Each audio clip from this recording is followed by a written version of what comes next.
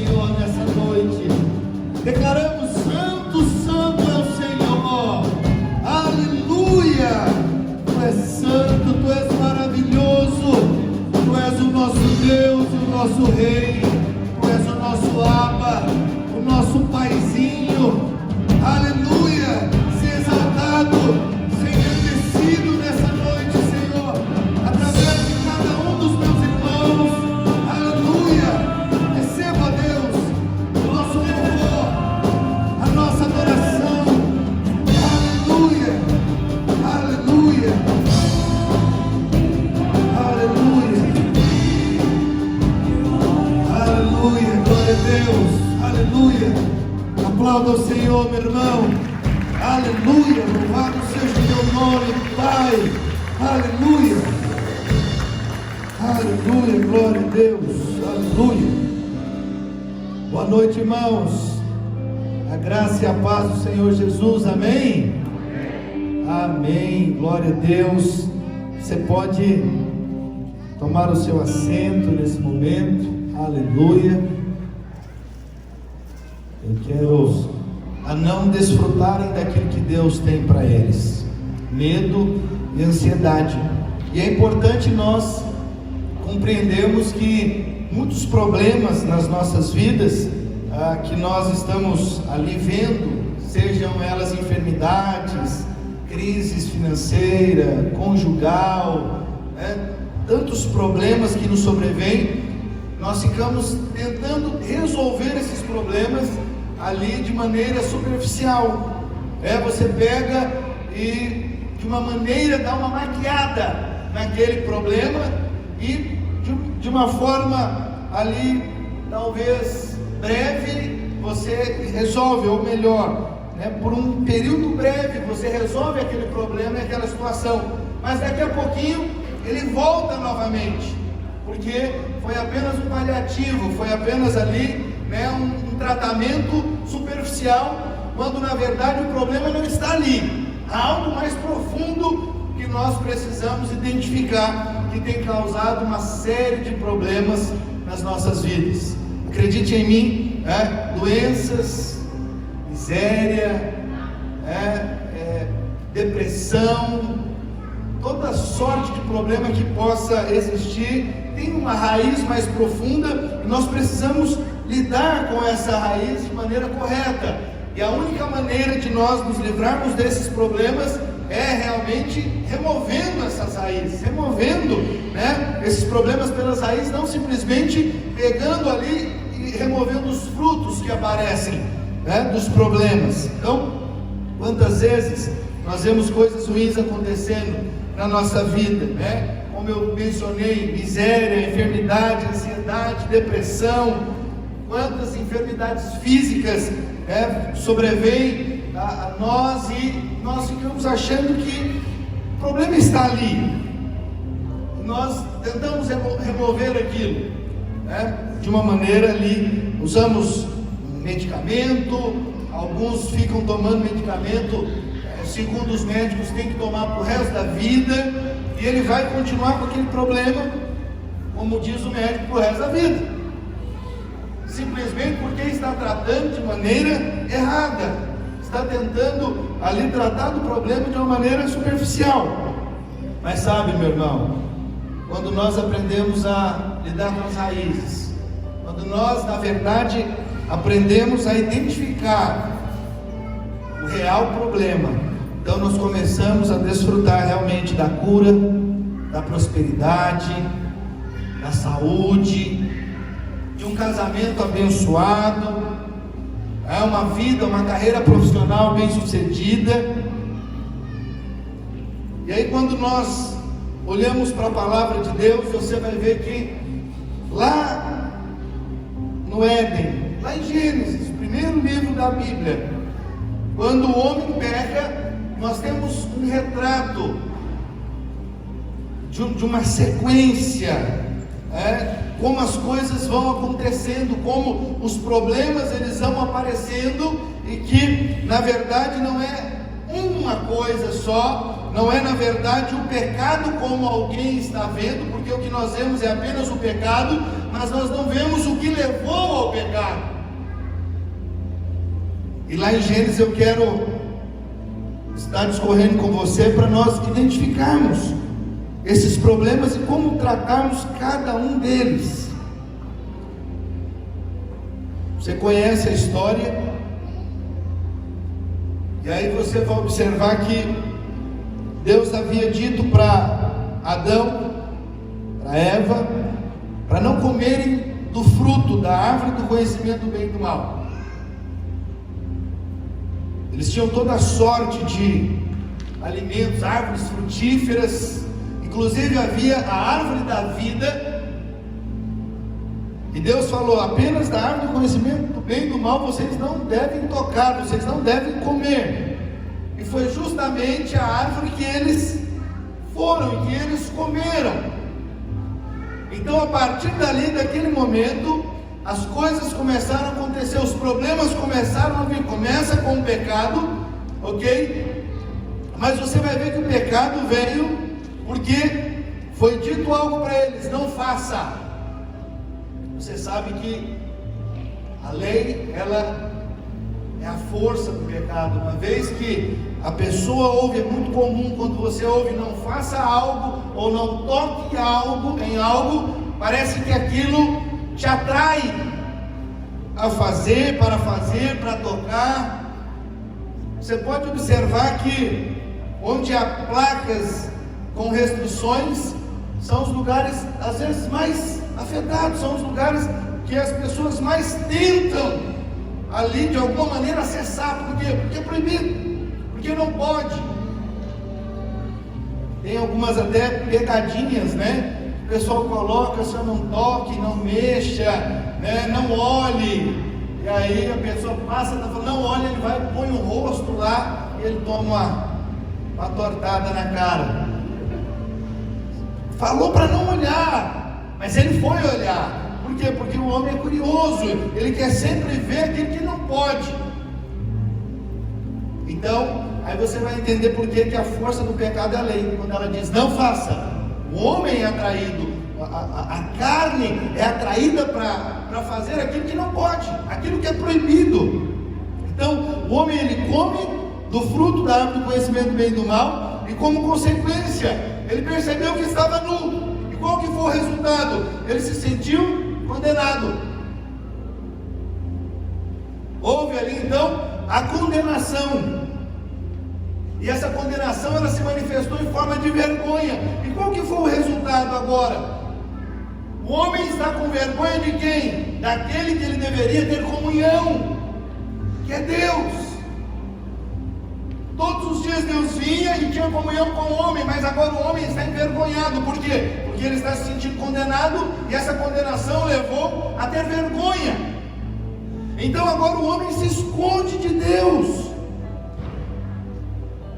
Olha que coisa. Todas as vezes que você se sente condenado, essa condenação vai se manifestar em forma de vergonha. E ao invés de a sua comunhão com Deus intensificar, ela vai diminuir. É por isso que é comum, quando alguém erra ou quando alguém peca, ele vai se afastando pouco a pouco da comunhão com a igreja. Se ele começa a viver na prática do pecado, ele vai se afastando da comunhão. Por quê? Porque o pecado gera condenação, e a condenação, ela se manifesta em forma de vergonha. E aí ela começa, ela continua vindo ao culto, mas ela sentava aqui na frente, daqui a pouquinho ela está no meio, daqui a pouquinho ela está lá nos últimos bancos, e daqui a pouquinho ela não vem mais. Por quê? Porque o alvo do diabo foi alcançado. Fez com que ela se sentisse condenada e envergonhada. Agora ela acha que ela tem um grande problema com Deus e que Deus vai puni-la. Percebe? Essa é a sequência que o diabo usa para destruir a vida de tantas pessoas. O que você vai observar é que quando Jesus vem, mudou completamente isso. A ênfase no Novo Testamento, uma das ênfases é que você saiba que não há mais condenação para você. Logo você não terá mais vergonha de Deus, e você sempre, quando errar, você não vai correr de Deus, mas você vai correr para Deus. É diferente. Você agora não sente-se envergonhado, você sabe: errei, pequei. Você confessa e você olha para o Senhor e fala: para onde eu irei se não for para o Senhor? Correr dele não vai resolver, o problema permanece. Então eu vou correr para os braços de amor dele, e o que ele tem para mim é perdão. Veja, tudo mudou de uma aliança para outra. Agora você não se esconde, agora você não corre mais de Deus, mas você entende que quanto mais você se afasta da comunhão com o Senhor, mais problema você vai ter, mais o diabo vai conseguir te atacar, até o ponto de te tirar da comunhão com a igreja, e você não poder mais ali desfrutar daquilo que Deus tem para você através da igreja. E a igreja, quando eu falo, não é a denominação, a igreja somos nós. Aleluia. Essa comunhão, ela pode ser perdida uma vez que nós ficamos condenados, com esse sentimento de condenação, porque vamos ficar muito envergonhados. Por isso a nossa postura nunca é condenar o irmão quando erra. Por que nós não condenamos? Porque Jesus não condenou. O nosso papel é amar os irmãos, o nosso papel é sempre dizer: irmão, erga a cabeça, levante, siga em frente. Todos podem errar, todos podem falhar, conte conosco, estamos aqui para te ajudar. Por quê? Porque nós sabemos, foi isso que Jesus nos ensinou, e essa é a maneira de vencer o pecado, essa é a maneira de vencer a condenação, essa é a maneira de vencer a ansiedade e o medo. É por meio do amor, é quando amamos uns aos outros, não é quando jogamos pedra uns nos outros. Mas é muito comum as pessoas, ao verem os irmãos errarem, falar: ah, não pode, pastor, mas já errou tantas vezes esse irmão, chega, né, basta. E o resultado vai ser que esse irmão vai se afastar do nosso meio, vai se afastar da nossa comunhão. Sabe por quê? Porque é um grupo de pessoas, ou há pessoas legalistas que se acham melhores que esse irmão que falhou, quando na verdade todos pecamos, todos erramos e todos fomos salvos pelo mesmo Salvador. E ele disse para cada um: eu não te condeno. Não foi isso que ele disse para a mulher que foi pega em adultério? O que os homens, os fariseus queriam? Olha, apedrejem essa mulher. Porque a lei diz, Moisés nos manda apedrejar a mulher que for pega em adultério. Às vezes nós encontramos esse tipo de irmão na igreja. Isso chama-se não só legalismo, mas imaturidade, infantilidade. Eu falo de imaturidade e infantilidade porque eu vejo isso nos meus filhos, duas crianças. Quando o mais velho erra, o mais novo, tem só 3 anos, ele fala: bate nele, papai. Pega ele, papai. Crianças fazem isso, mas adultos, pessoas maduras falam: não, a última coisa que ela precisa agora é de uma sentada, ela precisa ser amada. Foi o que Jesus fez com aquela mulher pega em adultério. Começa a escrever no chão, apontando para a lei. Por 2 vezes ele faz isso. Ele escreve no chão, e o chão ali, naquela época em Israel, era de pedra. E quando ele começa a escrever, não é o que ele escreveu, mas o fato de ele ir para o chão, sinalizando a lei. Ele está falando com fariseus, com mestres da lei. E ele diz: se alguém aqui não tem pecado, atire a primeira pedra. Ninguém teve coragem de jogar pedra naquela mulher. Por quê? Porque todos têm pecado, porque todos erram. Ali Jesus mostrou que todos falham, e quando alguém falha, ele tem sim direito de receber o perdão, porque ele veio para isso, para dar o perdão.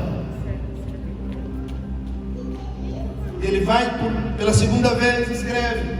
E ele diz: cadê os teus acusadores, ó mulher? E ela disse: foram todos embora, meu Senhor. Ele falou: pois eu também não te condeno. Vai e não peques mais. Você fala: pastor, Jesus foi contra a lei. Não. Ele colocou mais algo na conta dele para pagar lá na cruz. É como se ele estivesse dizendo: pai, pode colocar na minha conta, porque daqui a pouco lá na cruz eu vou pagar por isso aqui. Pelos pecados dela, pelos pecados de toda a humanidade. Todo aquele que crê será perdoado, todo aquele que crê será redimido, purificado, vai receber o meu perdão, o meu amor, a minha salvação. Então todo tempo você vai ver Jesus amando os pecadores. E todas as vezes que aparece alguém se achando melhor, sempre essa pessoa é envergonhada. Sempre. Jesus disse: eu não vim para os sãos, eu vim para os doentes. Mas aquelas pessoas não eram sãs, mas se achavam sãs, eram cegas. Todas as vezes que nós nos achamos, nos julgamos melhor que o irmão que errou, nós somos como aqueles fariseus hipócritas, como se nós nunca jamais cometemos algum erro em algum momento, ou como se nós nunca em algum momento iremos cometer. É por isso que o Senhor nos ensina: não julgue, para você não ser julgado. E com a medida que você julgar, você vai ser julgado. Você não foi colocado por juiz. Existe um juiz, justo juiz, que nunca cometeu pecado. Ele pode ser juiz, é Deus. O nosso papel é amar os irmãos. É amar os irmãos, e quanto mais nós amamos uns aos outros, mais esses irmãos são fortalecidos, e mais eles vencem o pecado, mais eles vencem a condenação, mais eles vencem essa estratégia terrível que o diabo usa para destruir a vida de tantos cristãos. E que acredite em mim, o diabo tem tido êxito na vida de tantas pessoas, simplesmente porque elas não olham para Cristo. Elas olham para o que elas podem fazer e o que elas podem apresentar para Deus. Isso tem sido um mal tão grande, isso tem sido um problema tão grande no meio da igreja, porque a igreja é enfraquecida, porque o Senhor deixa de ser glorificado, porque não é mais o poder dele, mas sim o que você faz, o que eu faço, a nossa obra. O que o Senhor diz que é incapaz de nos justificar, que é incapaz, sabe, de nos abençoar, de trazer cura, de trazer transformação, libertação. Quantos estão entendendo o que eu estou dizendo? Diga amém. Sabe, meu irmão, a raiz de todas as doenças é essa vergonha que foi gerada por conta dessa condenação que o inimigo trouxe. Você sabe, eu creio que não deve passar uma semana sem que apareça algum artigo ali na mídia mostrando como o estresse tem produzido todo tipo de enfermidade, desde doenças reconhecidamente ali psicossomáticas, até tumores cancerígenos.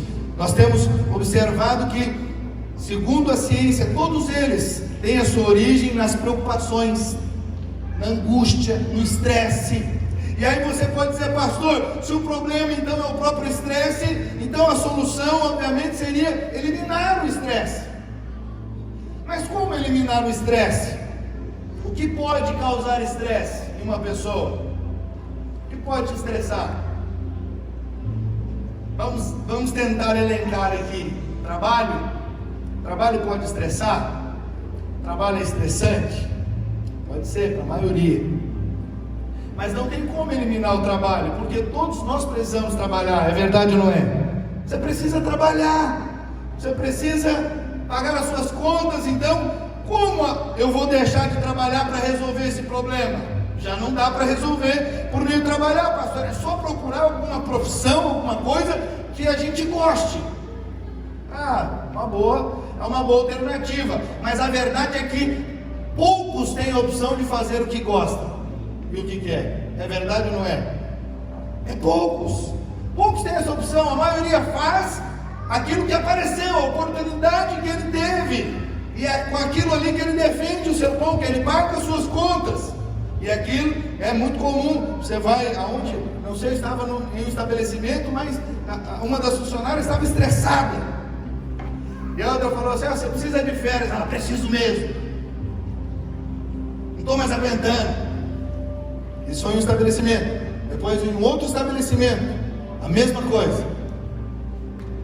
O caixa falou para a gerente: você está nervosa, está cansada, está precisando de umas férias. Ela falou: estou cansada mesmo, brava, preciso de férias. Meu Deus, o povo está todo mundo cansado, está todo mundo estressado. Mas qual a causa ali? O trabalho. Mas ela não pode deixar de trabalhar.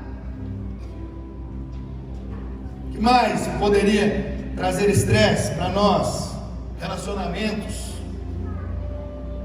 Mas também não temos como viver sem os relacionamentos. Então também, por meio dos relacionamentos, é possível remover o estresse. Então entenda, meu irmão, ainda que seja a causa imediata de muitos problemas físicos e psíquicos, você precisa entender que existe algo muito mais profundo. Muito mais profundo que o estresse, que sim, é verdade. A ciência diz, ela não está errada. O estresse gera muitos problemas, muitas patologias, muitos problemas, sim.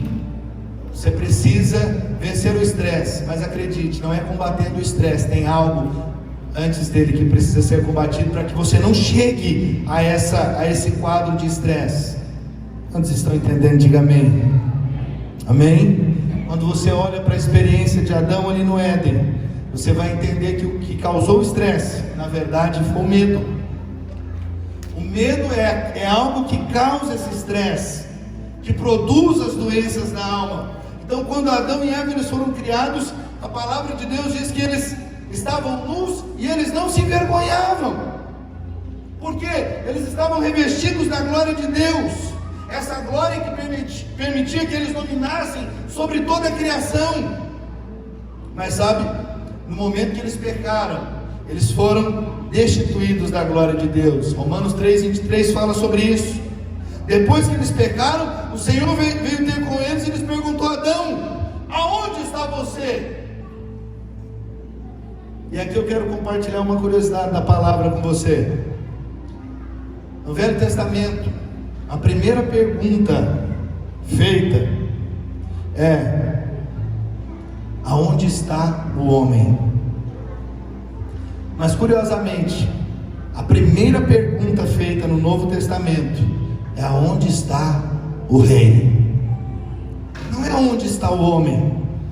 E deve ser assim, sabe por quê? Porque quando você descobre aonde está Cristo, então você entende aonde você está. E tudo muda. Agora não é o homem no centro, mas agora é Cristo no centro. E agora eu entendo que se eu estou em Cristo, todos os problemas são vencidos. Todos os problemas são vencidos em Cristo, no Senhor. Não, você não vai ficar sem problemas. Você vai ter problemas, mas vai vencer cada um deles em Cristo. Os problemas vão sobreviver a nós. Não pense você que ser cristão é ter ausência de problemas. Não, é ausência de guerra. Não, vai ter guerra, vai ter problema, vai ter, enfermidade no caminho, vai ter. Só que o Senhor disse: você vai passar por aflição, mas tem de bom ânimo, eu venci o mundo. Eu sou com você. Você está com esse problema, mas você vai vencer, porque eu já venci.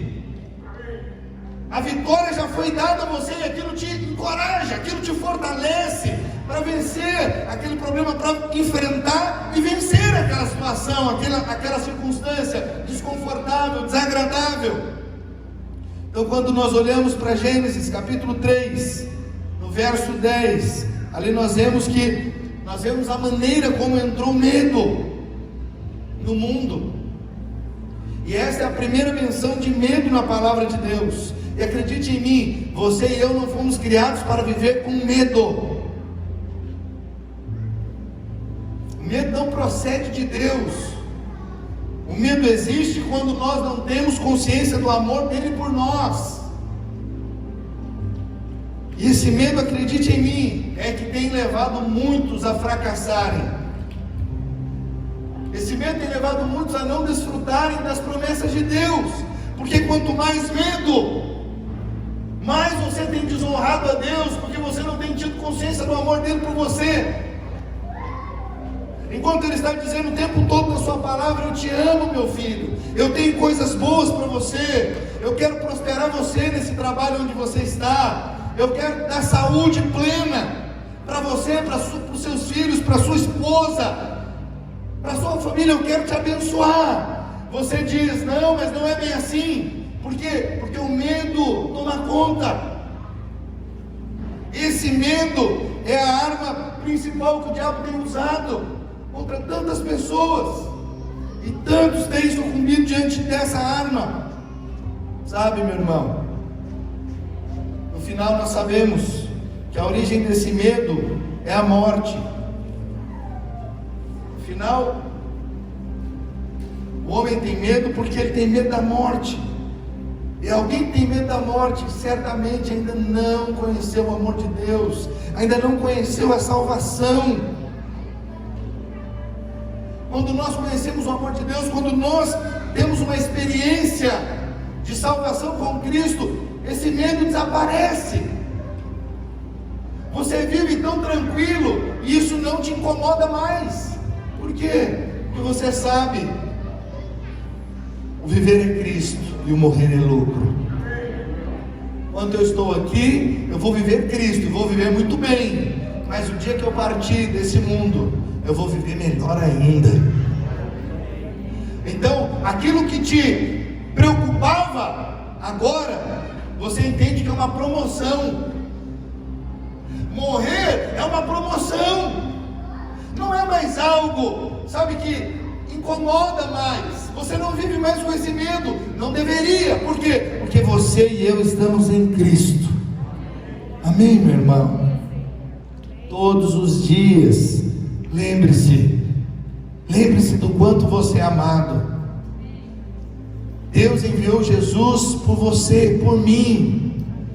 Deus entregou Cristo para nos salvar, e Jesus já veio, já morreu, já foi crucificado, ele já pagou pelos meus e os seus pecados. A dívida que nós tínhamos, que jamais poderíamos pagar, eu preciso te dizer, e você precisa se lembrar todos os dias: já foi paga. Já foi paga. Deus não tem mais problema com você. Ah, pastor, e se eu pecar? Se você pecar, confessa e saiba, você já foi perdoado. Isso não gera mais demanda entre você e Deus. Pelo contrário, Deus todo o tempo olha para você e vê o sangue de Jesus na sua vida. Deus olha para você e vê Cristo. Todas as vezes que Deus olha para você, Ele diz: ali o justo, porque você foi feito justiça de Deus em Cristo. Deus não olha mais para você e vê pecado. Lembre-se de uma coisa: consciência de pecado, vergonha, condenação são coisas sinônimas. Mas sabe, lá em Isaías capítulo 61 verso 7, o Senhor nos diz que no lugar da vergonha haverá dupla honra. Para aqueles que estão em Cristo, há para eles, meu irmão, dupla honra. É isso que há para você, é isso que tem para você na palavra de Deus, para esses dias. Você precisa se apropriar dessas verdades da palavra e não olhar para aquilo que o inimigo está dizendo, para aquilo que ele fica o tempo inteiro lançando na sua mente, dizendo que você é incapaz, que você não pode, que você falhou, que você errou. Quanto mais você ouve essas mentiras, menos você desfruta do amor de Deus, menos você desfruta das promessas do Senhor. Sabe, meu irmão, como eu disse no início, a força do medo é a condenação. A lógica do primeiro pecado foi a seguinte: quando o homem comeu do fruto da árvore do conhecimento do bem e do mal, imediatamente o diabo trouxe condenação, mostrando ali o que é sua nudez. E o que o inimigo disse, que eu acabei de falar para você: você está desqualificado para chegar diante de Deus. Deus agora vai te condenar por causa do seu pecado. Então, Adão agora debaixo de condenação, a única coisa que ele espera é juízo de Deus, porque é naquilo que ele acreditou. Agora Deus virá e vai me matar, porque Deus disse: se você comer do fruto da árvore do conhecimento do bem e do mal, certamente você vai morrer.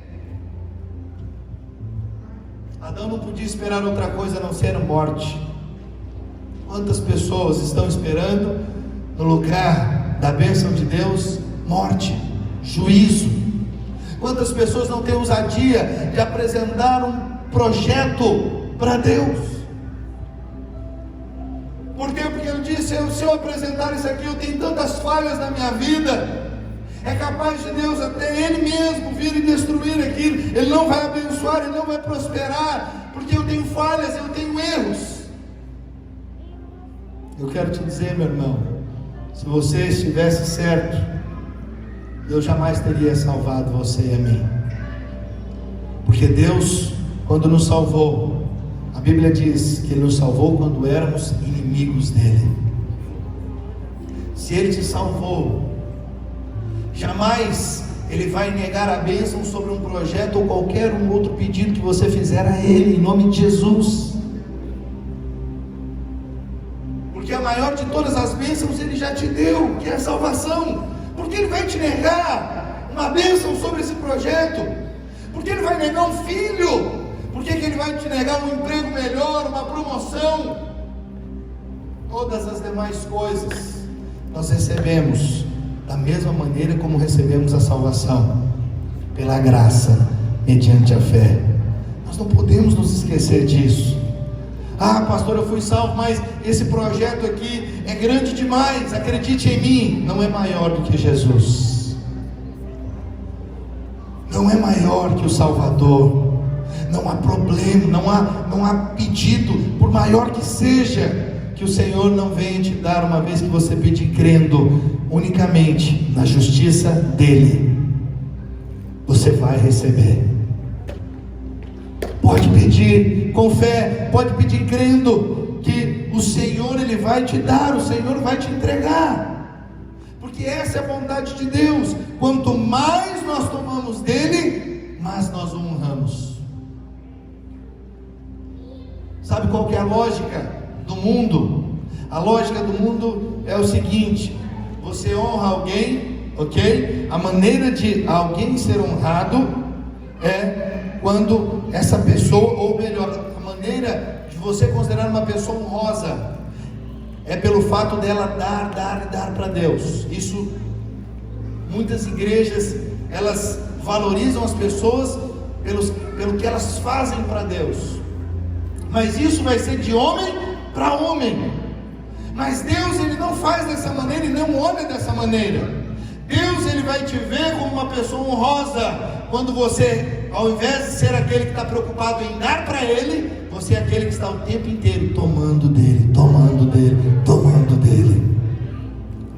Porque você está dizendo: o Senhor é Deus, e aquele que é Deus é rico e tem tudo o que eu preciso, e por isso eu vou me apropriar, eu vou tomar posse de tudo aquilo que o Senhor tem para mim. Acredite, Deus é muito rico, e a maneira de honrarmos a Deus é recebendo as suas bênçãos. Eu sei que alguns pensam: pastor, mas eu tenho que dar para Deus. Você pode dar o que quiser para Deus, mas não pense que pelo que você está dando agora, Deus vai ter que te retribuir, porque não, Deus não age dessa maneira. Deus te dá pela graça. Sempre foi assim. Você não tinha antes para dar e você recebeu. E eu quero te dizer, não mudou, continua da mesma maneira. Deus não mudou a sua maneira de agir. Não, pastor, é que antes eu era pobre, agora eu sou rico em Cristo, agora eu tenho para dar. Antes eu não tinha consciência de Deus e hoje eu tenho. Continua sendo da mesma maneira. Deus é honrado quando você recebe dele, porque você o reconhece verdadeiramente como Deus. Ele é Deus e Ele quer nos abençoar. Pastor, com base em que você diz isso? Sabe? se você olhar para a mulher samaritana, aquela mulher que estava já no seu 5º casamento, e Jesus então, ele vindo, ele na verdade, ele passa por Samaria apenas para ter esse encontro com essa mulher, e ele manda os discípulos ir comprar pão. Eles falam: acabou, o Senhor tem só um pouquinho e precisa de alimento, comida para o resto da viagem. Vamos lá, Senhor. Ele fala: não, vá só vocês. Quando vocês voltarem, me encontra ali naquele poço. E sabe o que aconteceu? Aquela mulher samaritana, ela vem tirar água no poço, e Jesus então revela coisas da intimidade dela, e aquela mulher reconhece Jesus como Cristo, como Salvador. Ela então é salva pelo Senhor. E sabe o que é interessante? Jesus, quando chega naquele poço, ele estava cansado, ele estava com sede. A primeira coisa que ele diz para aquela mulher é: dá um pouco de água, dá um pouco de água. E sabe o que aconteceu? Aquela mulher extraiu de Jesus, tomou de Jesus. E quando os discípulos chegam, fala: mestre, compramos o pão, estamos aqui com todo o alimento, come. Ele falou: eu tenho uma comida que vocês não conhecem. Ele não quis comer mais o pão, a fome dele já tinha passado. Ele não queria mais aquele alimento. E você fala: por que, pastor? Porque aquela mulher havia extraído dele. Quanto mais tiramos de Jesus, mais ele é fortalecido, mais forte ele fica. Sabe por quê? Porque mais ele é honrado. Nós reconhecemos: o Senhor é Deus e tem todas as coisas que eu preciso. Eu não tenho nada para te dar, mas o Senhor tem tudo que eu preciso para viver uma vida plena e abundante nessa terra. É fascinante esse encontro, não só pela transformação daquela mulher, mas por esse princípio tão poderoso. A fome de Jesus passou só porque ele estava fazendo a vontade do Pai. Ele diz: quando eu faço a vontade do Pai, eu sou alimentado. É alimento para mim, eu sou fortalecido. Uau, isso é precioso. Por isso eu digo para você, meu irmão, o que Deus quer é que você todos os dias se aproprie das suas bênçãos, das suas promessas, porque é o que Ele tem para mim e para você. Pastor, eu estou enfermo, então lance mão agora da cura. A cura para você. Pastor, eu estou com problema financeiro, lance mão agora da prosperidade que o Senhor tem para a sua vida, porque Ele quer te abençoar, Ele quer prosperar a sua vida, a sua casa. Acredite, essa é a vontade de Deus para mim e para você. Sabe quando você vai se apropriar dessas bênçãos, dessas promessas? Quando você tiver plena consciência do quanto você é amado por Ele, e de que Deus não espera nada de você, mas Ele está o tempo inteiro, todo o tempo, de braços estendidos ali para te abençoar, de mãos estendidas para te abençoar, para te prosperar. Essa é a vontade dEle, Ele quer que você entenda isso. Amém, meu irmão? 1 João 4,10: nisto consiste o amor, não em que nós tenhamos amado a Deus, mas em que Ele nos amou e enviou o seu Filho como propiciação pelos nossos pecados. Essa é a verdade da palavra, meu irmão. Quando você olha para João, o apóstolo, ele era o discípulo a quem Jesus amava. Pelo menos é assim que ele se identifica no Evangelho, no seu Evangelho. E aí você olha para Pedro. Pedro representa aqueles que se apoiam no quanto eles amam a Deus. João dizia: eu sou o discípulo a quem Jesus ama. Pedro dizia: eu sou o discípulo que ama Jesus. Aleluia, aleluia. Mas você vai ver que esse é um grande problema. Esse é um grande problema. Os discípulos que se apoiam no quanto eles amam a Deus. A verdade é que a bênção de Deus para nós está quando nós estamos apoiados no amor dele por nós. Quando nós estamos apoiados como Pedro: eu amo o Senhor, jamais te deixarei. Esse é o primeiro a abandonar o Senhor. Você vai ver que no final, o discípulo amado, a quem Jesus amava, estava aos pés da cruz, na crucificação. E Pedro, negando a Jesus e praguejando, era o que dizia: jamais te deixarei, jamais deixarei o Senhor. Sabe, essa é a verdade da palavra. Quando você está apoiado em Cristo, no amor dele por você, na graça dele, você é fortalecido, você é guardado, você é abençoado, você prospera. Mas quando você está apoiado no seu amor por Deus, então você vai ter problemas, porque a verdade é que nenhum homem pode amar a Deus por si só. Ninguém cumpriu esse mandamento, nem mesmo Davi. Nem mesmo Davi pôde cumprir esse mandamento de amar a Deus. Nós só podemos amar a Deus pelo próprio Deus, pela graça que Ele nos confiou, que Ele nos entregou. De outra maneira, nós seremos apenas como Pedro. Amamos o Senhor, mas na primeira crise, no primeiro problema, nós viramos as costas para Deus. Cristãos como Pedro são os primeiros no dia da luta a questionarem a Deus: por que, Senhor? Por que esse problema? Por que essa crise? Porque eles estão apoiados no amor deles por Deus, e eles não têm essa consciência que o apóstolo João tinha: eu sou o discípulo a quem Jesus ama. Sabe, meu irmão, quanto mais você entende isso, até coisas, podemos dizer que secretas, nos é revelada. O Senhor, Ele vai dizer coisas a você que a maioria não vai saber e não vai ouvir. No dia em que estava Jesus comendo com os discípulos, você já conhece essa história. O Senhor, Ele disse que um dos discípulos o trairia. Um dos discípulos o trairia. E eles ficaram: quem será? Quem será esse? Está aqui comendo. Jesus falou: está aqui tomando do pão conosco. E aí João, na intimidade que ele tinha, ele reclinava o peito, a cabeça no peito de Jesus. Ele falou: mestre, quem que é? E Jesus falou para ele. O único discípulo que ficou sabendo quem seria o traidor. E Pedro, que era o que se apoiava no quanto ele amava Deus, foi lá e perguntou para João: quem que é, João? Conta aí, que você é o mais chegado. Você é o mais chegado do Senhor. Veja, aqueles que têm consciência do quanto são amados, eles têm revelação do amor e da palavra de Deus. A revelação do Senhor vem sobre a sua vida, porque você está apoiado no que Jesus fez por você.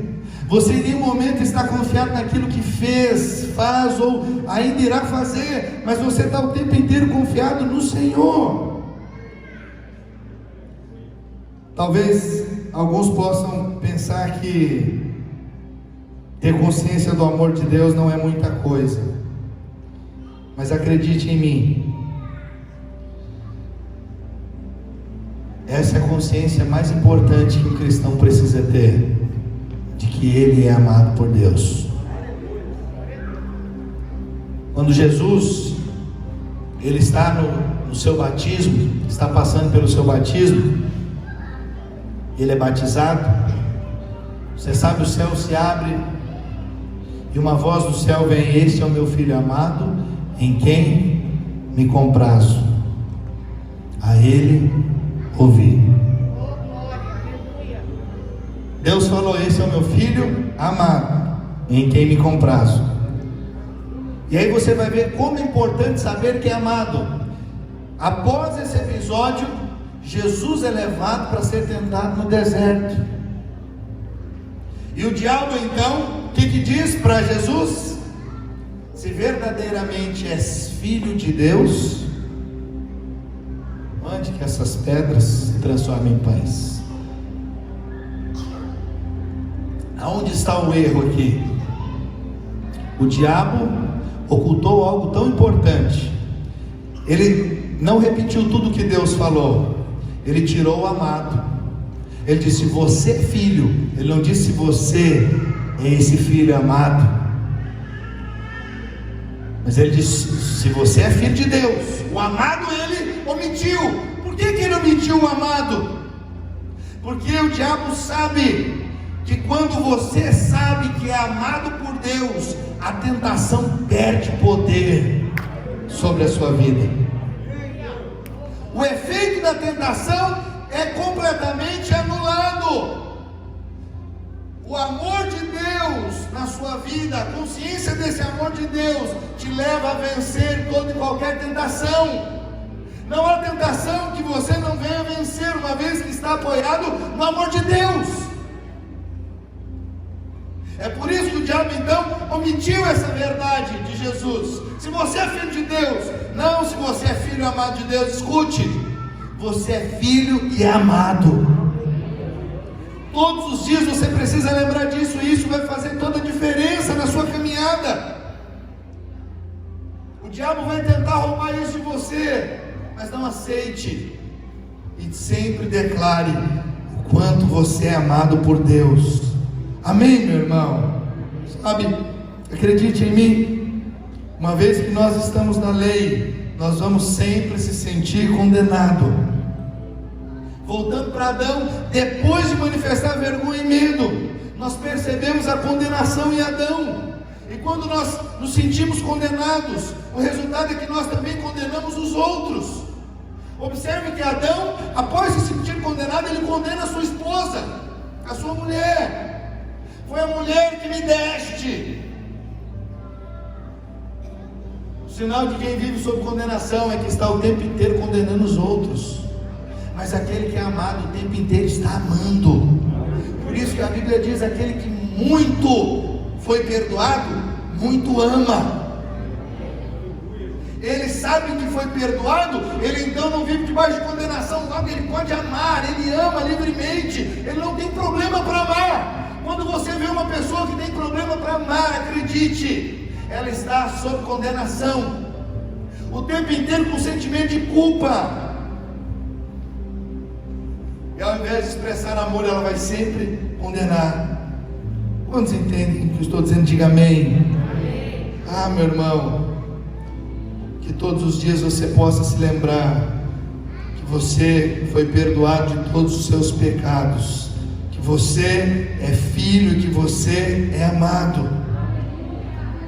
Isso te levará a vencer toda a condenação, todo o medo, todo o estresse, todo esse problema deste século pode ser vencido em Cristo, simplesmente por sabermos que fomos perdoados e que somos amados. Precisamos compreender o que nós vamos fazer nessa noite ao tomar o cálice e comer o pão. Quando você toma do cálice, você precisa entender o que ele significa. Por que você está tomando do cálice? Entenda o sangue de Jesus, meu irmão. Este sangue te fez justo para sempre. Você jamais deixará de ser justo, porque cometeu ou vai cometer algum erro, alguma falha. Todas as vezes que você erra, o sangue de Jesus te purifica.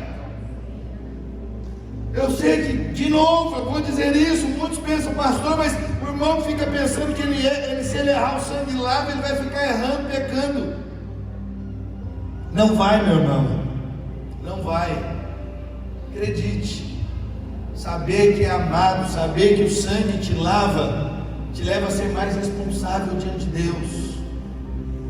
Aquele que sabe que é amado, ele sabe o quanto o sangue de Jesus foi valioso e é valioso na vida dele, então ele não brinca com o sangue de Cristo, porque ele sabe o quão importante é esse sangue na vida dele, não é motivo para ele brincar.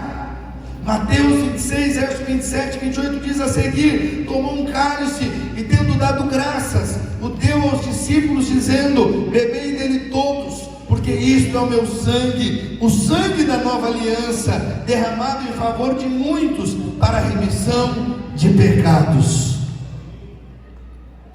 Esse sangue da nova aliança, o cálice, quando você toma, esse cálice foi para a remissão de pecados. Os seus pecados foram perdoados. Deus não imputa mais pecados a mim e a você. Deus não imputa mais pecados ao homem. É o tempo que o homem está tendo para se converter, para se render ao amor de Deus. Não é tempo de juízo, não é tempo de condenação. Tudo isso é o diabo que tem trazido. Mas o que Deus espera de todo homem é que creia que Ele não imputa aos homens pecado. Sabe, todos os dias o Senhor tem martelado esse texto, esse versículo no meu coração. Deus não imputa pecado aos homens. Você sabe o quão profundo é esse texto, o quão profundo é essa verdade? Não é só para você, você já está em Cristo, eu já estou em Cristo, mas o Senhor está dizendo que Ele não imputa pecado aos homens. Você sabe o quão sério é isso? Aquele que você considera um bandido que deve morrer, Deus está dizendo: eu não imputo pecado a ele. Sabe por quê? Porque Deus está esperando que ele se converta. Deus está com os braços abertos, esperando que ele receba o sangue de Cristo e tenha a vida dele transformada. Talvez você não foi esse bandido, esse criminoso, mas acredite, você era tão pecador quanto ele é. Só muda o tipo do pecado, mas era o suficiente para ser condenado e ir para o inferno. Você entende isso?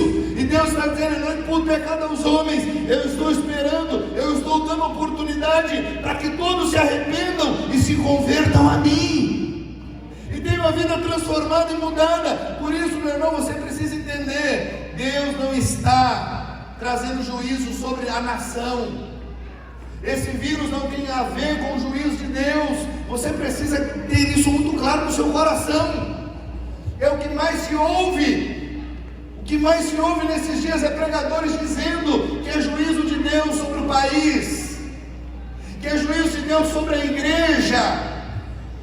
Pera lá, como é possível ser juízo de Deus sobre a igreja? A quem Deus disse que não haverá juízo mais, porque ela foi lavada e remida pelo sangue do Cordeiro. Quando esses pregadores, esses cristãos dizem isso, eles estão anulando a eficácia do sangue de Cristo. É como se o sangue de Jesus não tivesse poder. Então esse sangue está sobre a sua vida, não te protege, não te guarda, porque o juízo vem sobre você. Escute, eu quero te dizer, nem sobre você, e ainda hoje, nem sobre o mundo. Deus está esperando que o mundo se arrependa.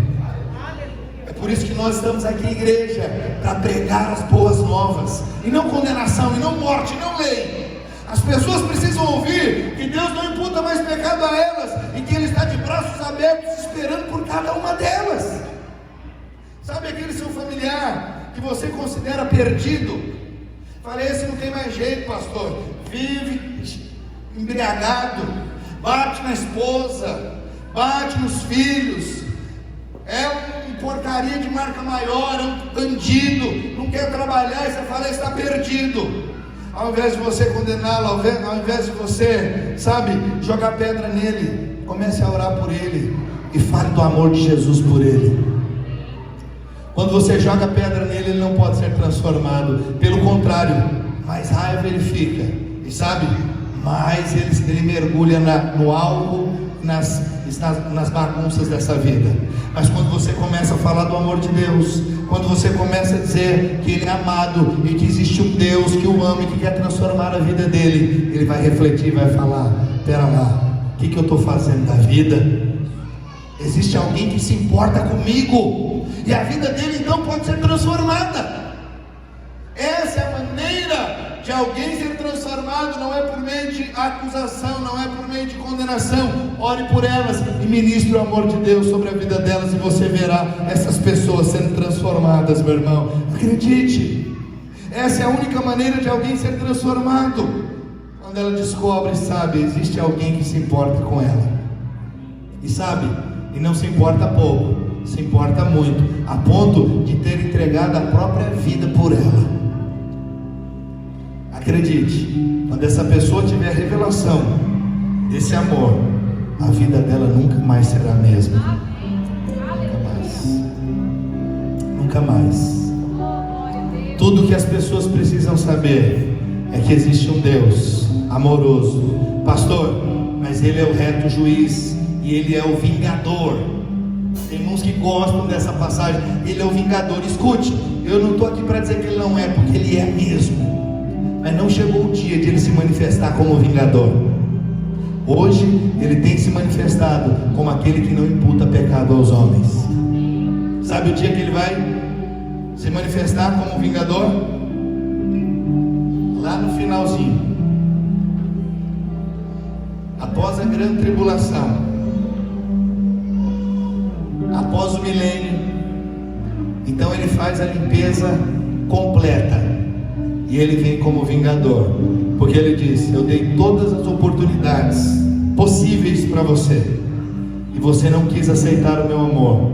Então hoje você vai experimentar a minha ira, a minha vingança, porque ele é justo, ele vai ter que fazer isso. O pecado tem que ser punido, e a maneira do pecado ser punido é com a morte. Pastor, mas eu pequei, por que eu não vou morrer? Porque Jesus já morreu por você e você aceitou o sacrifício dele. Aquelas pessoas que vão morrer pelo justo vingador vão morrer porque elas não aceitaram e não quiseram aceitar o sacrifício do Salvador. Você entende? Amém? Isso é vital, isso é importante que você entenda, para que não saia condenando as pessoas ou se julgando melhor que elas. Nós odiamos e detestamos o pecado. Deus também odeia, detesta o pecado.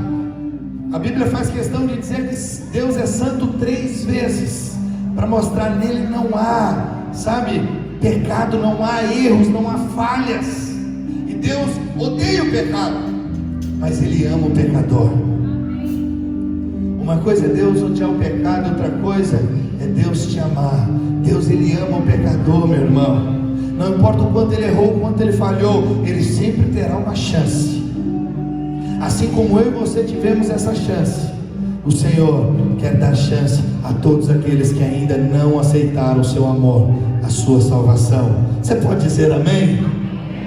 Que eu e você sejamos esses agentes das boas novas, sejamos os pregadores da mensagem do Evangelho, que pode libertar, que pode transformar, que pode levar a pessoa que não tem mais esperança a ter agora uma perspectiva maravilhosa de vida. Aquilo que a religião não pôde oferecer a ela pode encontrar em Cristo Jesus. Pastor, quer dizer que nós não somos uma religião? Não tem o cristianismo como religião. O cristianismo não é uma religião.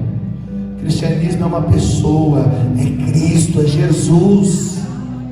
Não é esse sistema religioso que o mundo estabeleceu, não. O cristianismo é Cristo, é Deus, é o seu amor por nós. Esse sistema religioso não tem salvado as vidas, pelo contrário, tem feito com que as pessoas tenham aversão a Deus, porque tudo que elas ouvem na religião é: Deus vai te pegar, o seu pecado vai te achar, você vai morrer, você se não mudar de vida. E a pessoa o tempo inteiro vive sob essa pressão, como se essa pressão pudesse mudá-la, e ela nunca conhece o verdadeiro amor de Deus, e ela sempre enxerga Deus por essa perspectiva errada, um Deus mau, um Deus tirano, um Deus que espera a perfeição de mim. Escute, eu preciso te dizer, Deus não espera a perfeição de você, até porque Ele sabe, você não pode ser perfeito por si só. A nossa perfeição, ela está em Cristo Jesus. Em Cristo somos perfeitos, mas nós por nós mesmos jamais poderemos ser perfeitos. Jamais poderemos cumprir a vontade de Deus por nós mesmos. Volto a dizer, meu irmão, não transforme o cristianismo numa religião. Não espere conhecer o bem e o mal para ser justificado.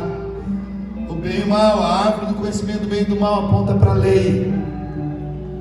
Adão teve a oportunidade de comer da árvore da vida, que aponta para Cristo, aponta para a graça. Mas quando ele comeu da árvore do conhecimento do bem e do mal, ele passou a ter consciência de pecado. Por isso ele se envergonhou da sua nudez. Entenda, o homem não conheceria o pecado se a lei não mostrasse para ele que aquilo é pecado. E esse é o propósito da lei. O objetivo da lei é que você conheça o pecado e saiba que é pecador e que precisa de um Salvador. Essa lei não é para que você cumpra, porque homem algum pode cumprir. Eu não me canso, não vou me cansar de repetir isso, porque há muitos ainda achando que a lei foi dada para ser cumprida. Não, a lei foi dada para você saber que você é pecador e que você precisa de um Salvador, e que aquele pecado que você estava envolvido, o Senhor quer te tirar dele. Você só precisa olhar para o Salvador e Ele vai te libertar daquele pecado. Amém, meu irmão? Decida hoje viver completamente pela justiça de Cristo. Pare de andar segundo a sua justiça. Pare de andar confiado nas suas obras, porque tudo isso só atrai maldição, enfermidades, miséria, destruição e morte. Acredite em mim.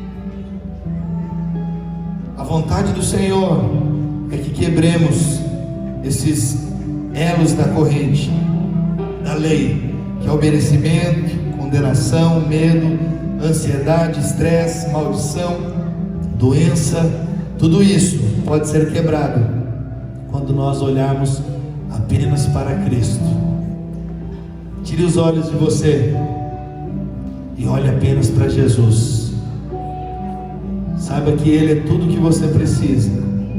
Ele é a sua provisão para que você seja santo, para que você seja um bom marido, um bom pai, uma boa esposa, uma boa mãe, um bom profissional.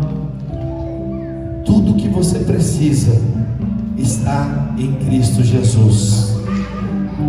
Apenas olhe para Ele, entregue completamente a sua vida nas mãos dEle e diga: Senhor, eu vou confiar em Ti, eu vou confiar na Tua palavra, eu vou acreditar que sobre mim não há mais condenação, e que eu sou amado, e que esse amor, Ele verdadeiramente lança fora todo o medo.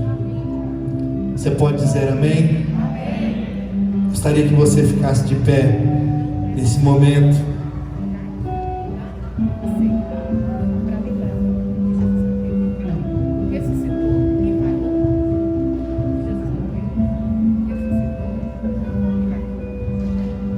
Hoje é dia de ceia, e por isso é tão importante falar do amor de Deus, falar do seu perdão,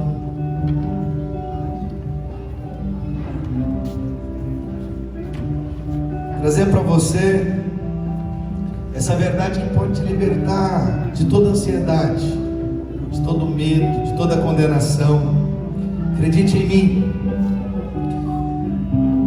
a maior parte dos seus problemas, se não todos, está ligado à justiça própria, está ligado a você estar apoiado naquilo que você pode fazer, naquilo que você pode realizar. Quanto mais você se esforça, mais você percebe que as coisas continuam indo